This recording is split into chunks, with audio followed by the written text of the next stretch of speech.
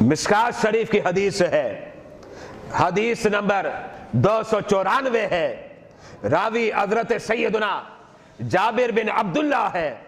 اب ارشاد فرماتے ہیں نبی علیہ السلام نے ارشاد فرمایا مفتاح الجنہ الصلاۃ، جس کا مطلب یہ ہے کہ جنت کی جو کنجی ہے اور جنت کی جو چابی ہے وہ کیا ہے؟ فرمایا الصلاۃ، وہ نماز ہے۔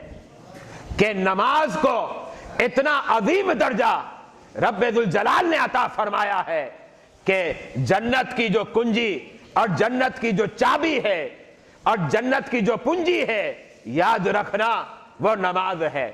اور پھر میرے آقا کیا فرماتے ہیں کہ جنت کی کنجی تو نماز ہے، لیکن نماز کی کنجی کیا ہے؟ اب یہ بات بھی تو ہے نا کہ نماز کی کنجی کیا ہے؟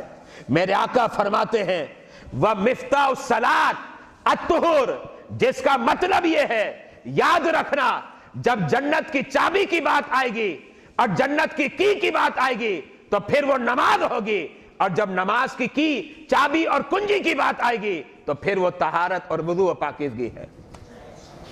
یہ اسلام بیان کرتا ہے۔